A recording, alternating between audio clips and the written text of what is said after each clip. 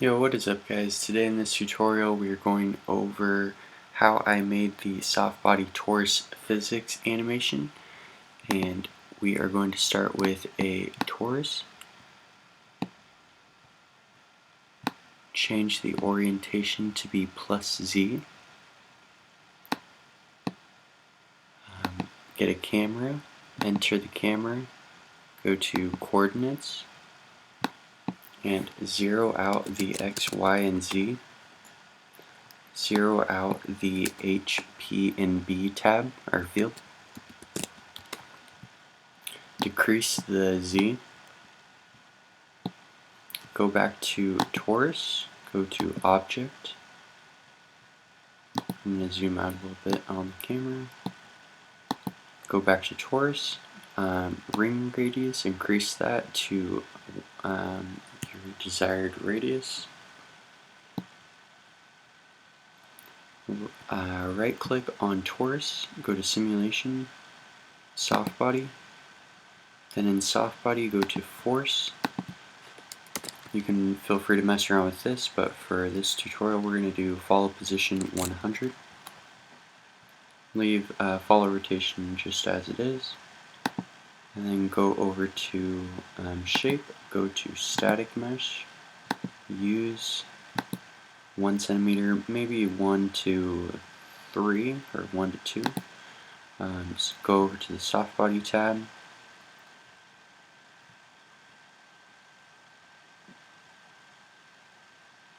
Change shear to around maybe 5 to 25.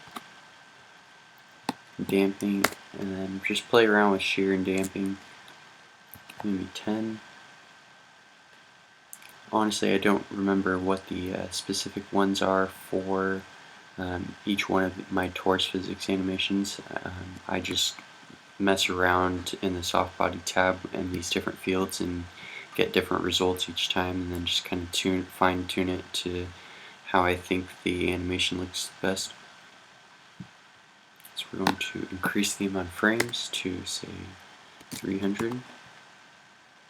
Click and extend this out. Click and hold. Get a sphere.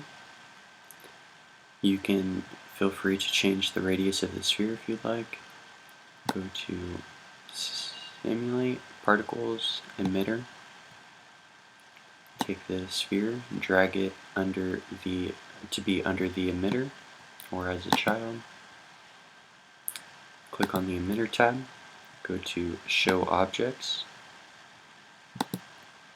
Click on Coordinates tab.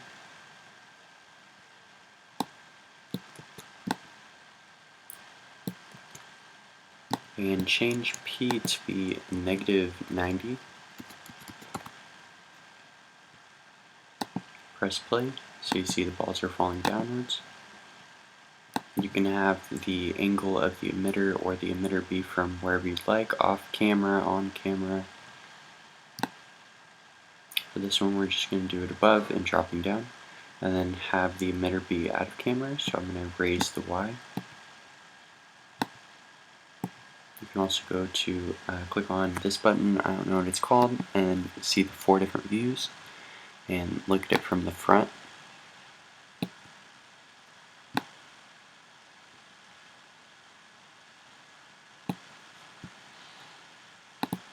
And then let's create, double click 4 times, or 2 times, and then create 2 different shaders. One for the torus, one for the spheres coming out of the emitter. You can also hold Control, click, and drag this underneath the emitter again, and it'll duplicate it, the sphere. So now you have 2 spheres, but since there's no shader on either of these, they are both appearing the same in the perspective window. So you can now have 2 different types of spheres that are being emitted from above, hitting the Softbody torus if you'd like.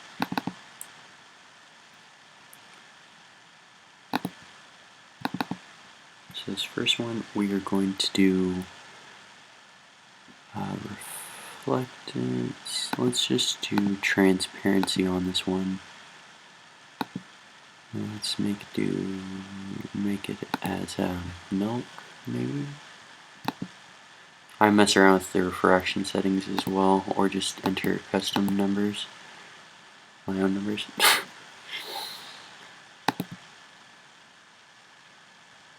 So let's actually make the glass like a light blue.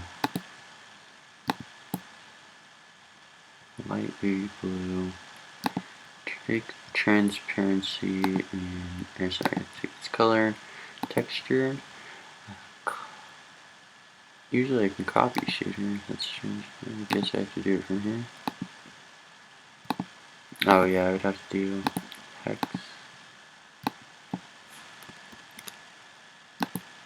Transparency, hex, paste. Go back over to RGB or HSV.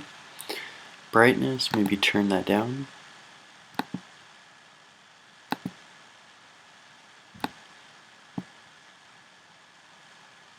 Let's increase the S actually, so it's a little bit lighter.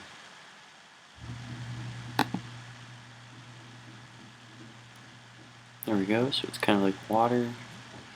Change the transparency to be water.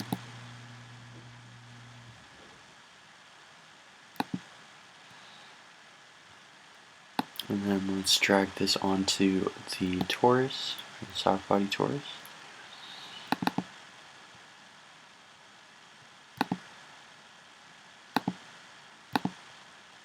Now let's create like lime green.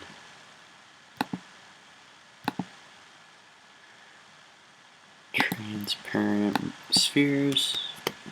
Let's actually maybe do a square and a sphere from the emitter. Go to the transparency, hex, paste that in.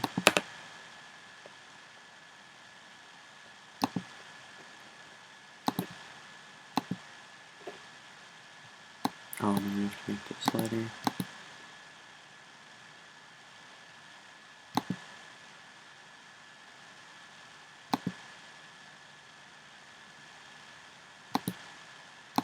And turn this down.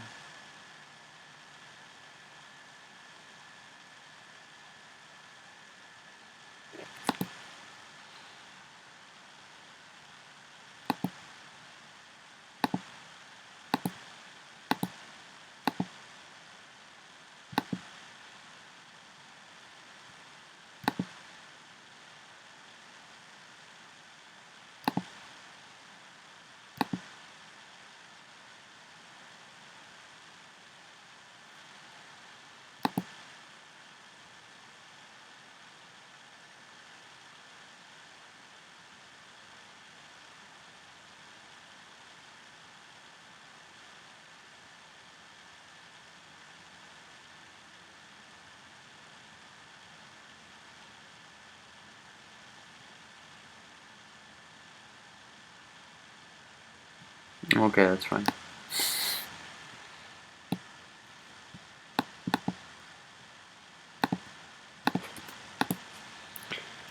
Click on the shader, Command C, Command V.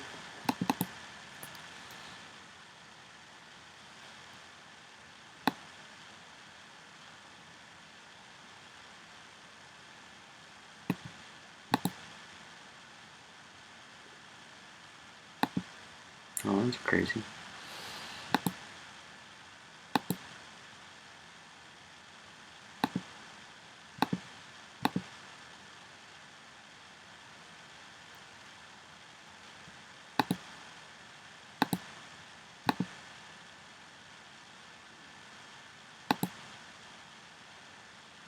Maybe like a peachy tangerine color. Put it on the other one. Simulation. Click on one of the spheres. Simulation. Rigid body. Collision. Use margin 1.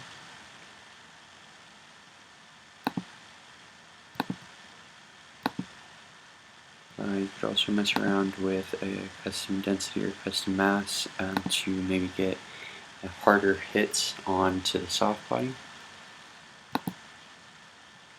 We're going to enter or look at it from the front, just so it's not too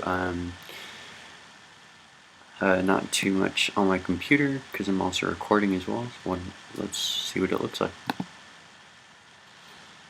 Okay, so the emitter is not fast enough for the balls coming out, and the emitter is set too high for so there's too many balls coming out. Particle emitter, particle, and then birth rate editor, change to 1 or 2. Set the birth rate renderer to the same.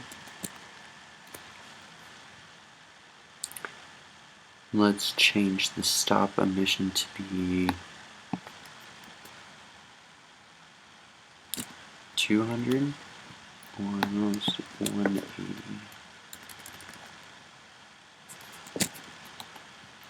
Speed, let's set this to be 900.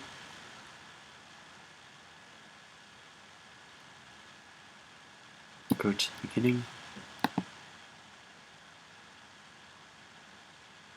There we go.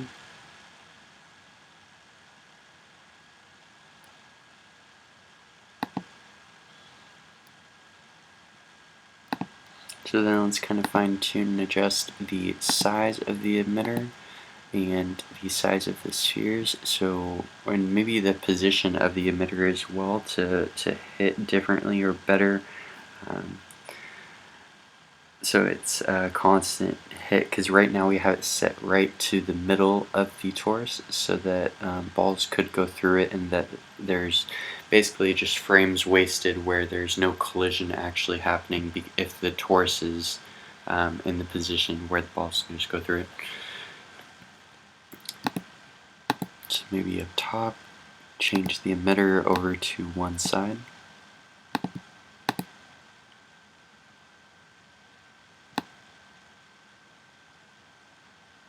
Or set maybe, or just like make it a small offset somehow. Go to this view. Alright, so we are going to actually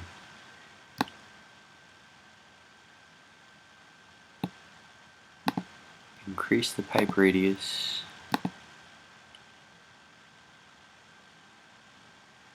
Decrease the size of the spheres.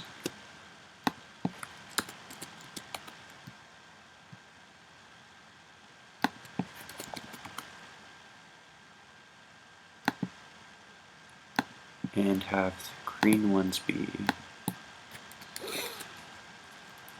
a little bit bigger.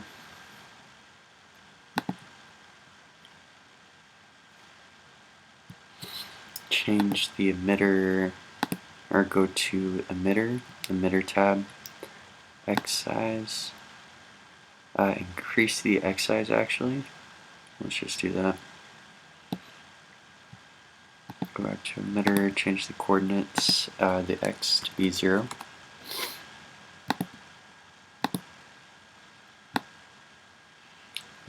Decrease the Y size a little bit, so it's within the size or the shape of the torus on the overhead view.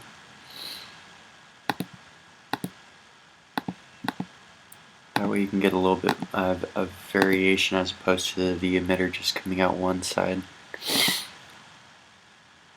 You could do make another emitter and put separate these two spheres to be in two separate emitters, and then have them in two different locations maybe, and change the speed on the, say if one was shooting upwards and one was going downwards, change the speed on the one shooting upwards, because the gravity would pull on it more.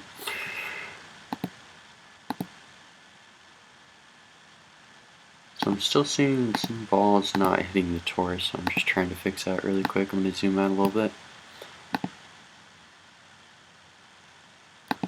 Oh yeah. So the sphere that does have the rigid body tag on it, you have to hold Control, click the rigid body tag, and drag it onto the other sphere in the emitter. And then now they both have the tag. That's what was happening before.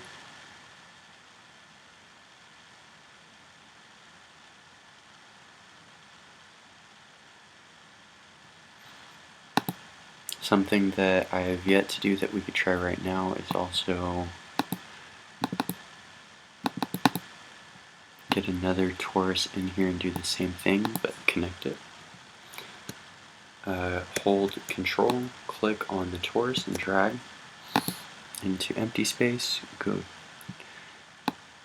probably right there. Change the orientation to be to where it's sideways. Not sure what that is, like that. And then let's see how these two interact with both, or with the spheres hitting them.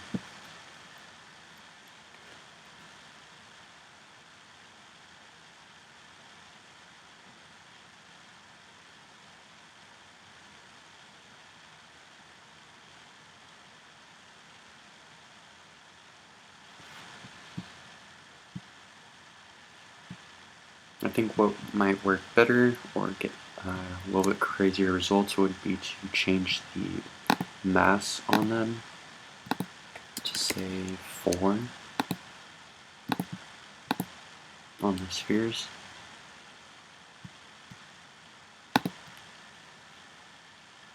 Take the two toruses and center them underneath the emitter.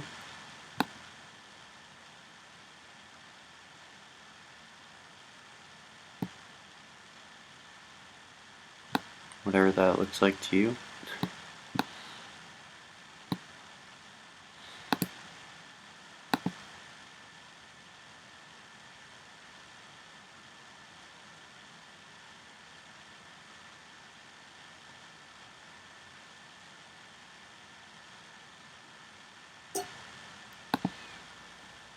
And then let's do, I don't know if my computer can handle this, but we can try it. I'm going to put the one torus under a subdivision surface.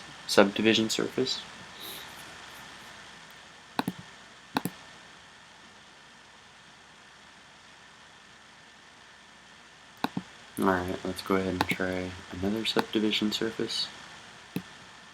Take the other torus, put it under the subdivision surface. So now it just looks cleaner.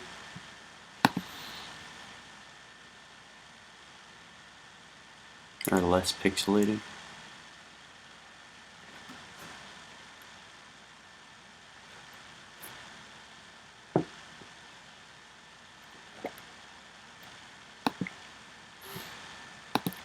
Create one light. I don't know how to get that. Do, let's say, -900 on the X, and then for the Y, do 900. So we're trying to get it like northwest, and we're trying to get another light southeast.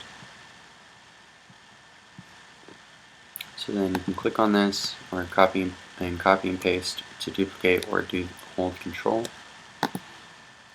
Now we're just going to basically flip this, or both of these numbers to be the opposite. So we'll do 900 in the X, -900 on the Y.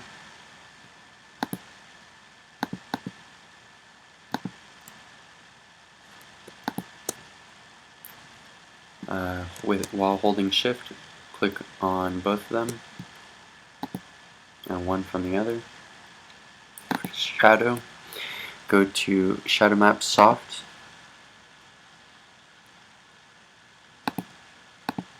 If you'd like, you could also go to Shadow and then increase the shadow map so it's a higher resolution. Or do no shadow, it's up to you.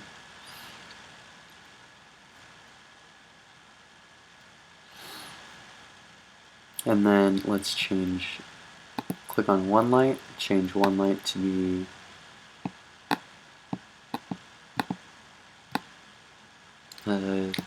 very soft yellow. The other one to be a soft, like lavender color maybe.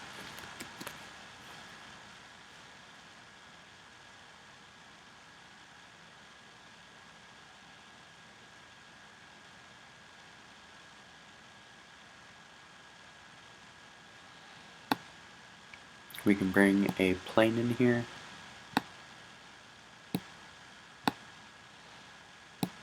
Change the orientation to be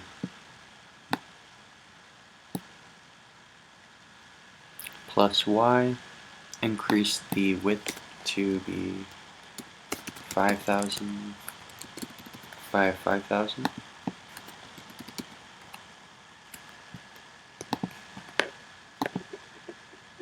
Click on whatever this button's called. Zoom out on the front and see the plane that you just made. Sorry, we're not trying to do the front one, we're trying to do the top overhead display. Bring this behind the two Softbody Toruses out of its way so that it doesn't collide.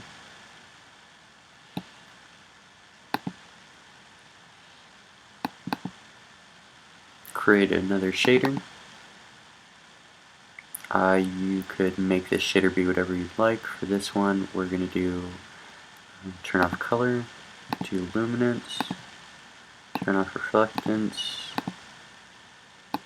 texture, noise, actually sorry, texture, gradient, and this is what I did. We're going to stay on track. So then I made basically like a pastel rainbow palette on this gradient.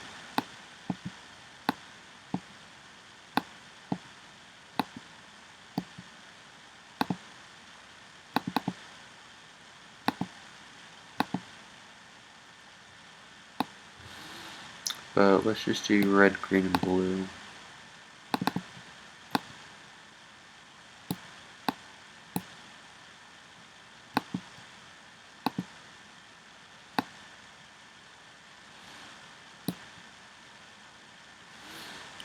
Do a little bit of turbulence to get kind of like a tie-dye effect. Slap it on that plane. Click on the shader.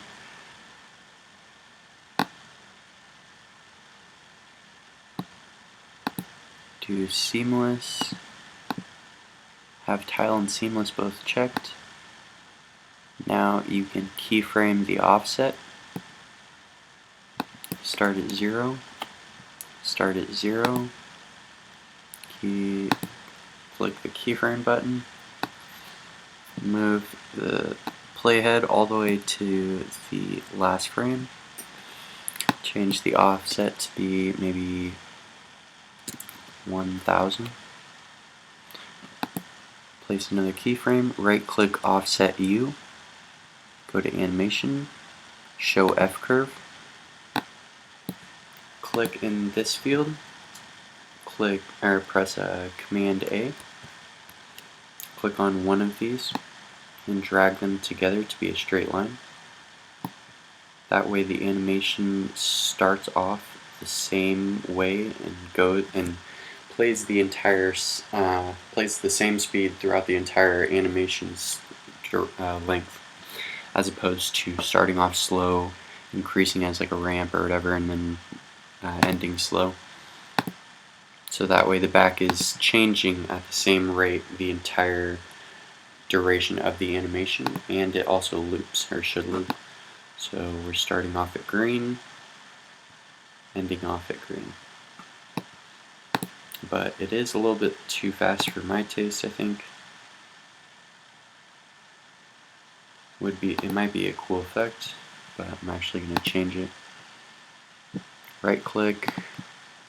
There's a few different ways, or there's different ways to do this, but this is how I'm going to do it. So I'm just going to right click offset U, go to animation, delete track,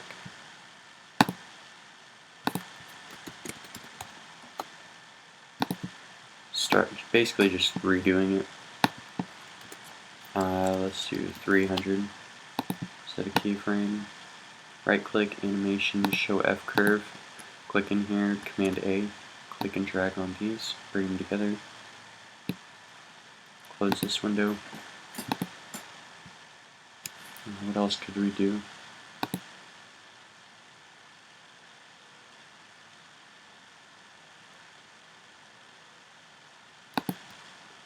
Did we? I think we only changed the mass for one of these. No, for both of them. Okay. Let's maybe make these a little bit heavier to get some bigger collisions happening. And then I think we should also do collision noise to 2%, friction to 93.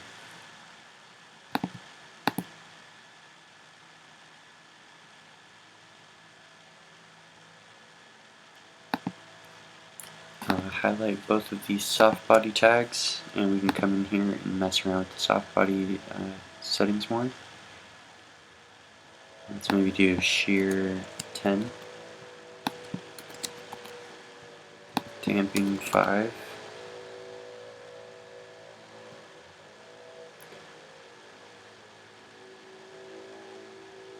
and then volume conversation maybe 50. I'm kind of just guessing over here.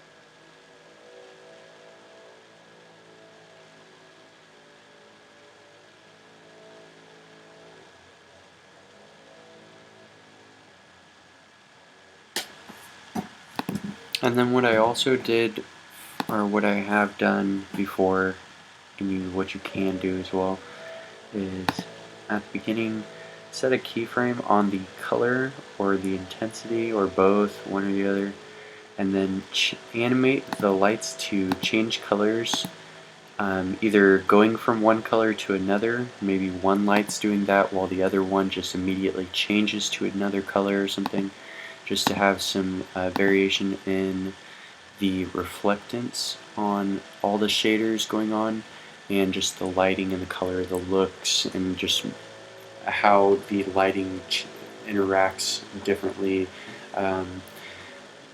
with the shaders, with the light being a different color and stuff. And so you can just get different looks as opposed to the lighting just being the same the entire animation. I tried to add some other keyframes in other ways besides just having the emitter go and just rendering that out. That pretty much wraps it up. The other thing that I could show you guys is also how to get the soft body toruses, or the objects shapes that you're using as soft bodies, how to get them back into the this starting position. So with both of these soft body tags highlighted, go to the soft body tab, and then, force. Make keyframes at, and I'm trying to sorry, I'm having a little brain fart here.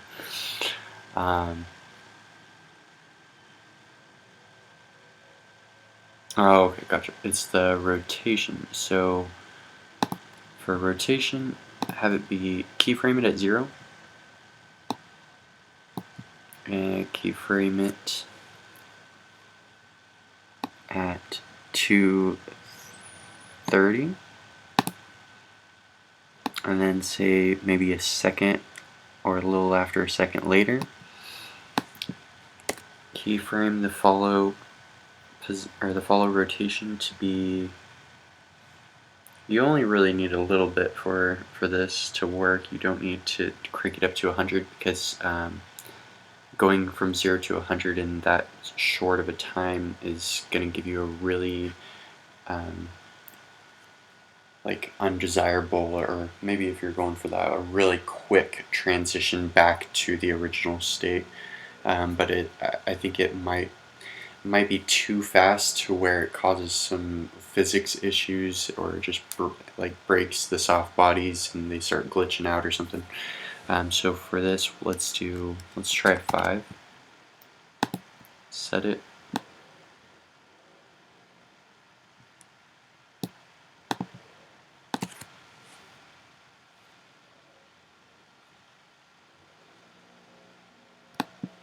So then, or actually, let's go to the emitter, particle, stop emission, and then let's change it to 210.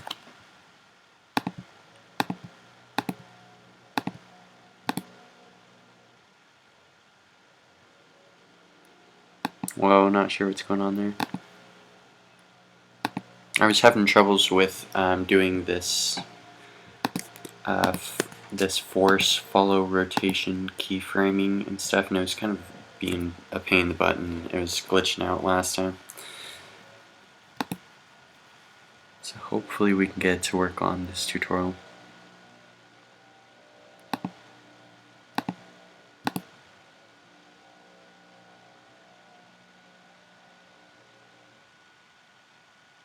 See, yeah, it goes straight back, even though the follow rotation is gradual. I'm not sure why it's doing that. It's going from 0 to like a gradual increase up to 5. But in the perspective window, it's showing it as slightly, or moving from the spheres hitting it and the physics happening, and then just to like a frozen state, just on like right after the keyframe. But the way that I'm showing you guys it is the way that I've done it before. To the best of my knowledge, I am not sure why this is happening, but anyways. So feel free to have fun with that, and also on the shader for the plane, you could also keyframe the offset so it's going up or down as well. And that's going to wrap it up for today's video, guys. Thank you so much for watching. Subscribe if you liked this video or found it valuable, and like this video and comment what you learned in this video or found most valuable. And I'll see you guys in the next one. Hope you guys have a great day. Bye.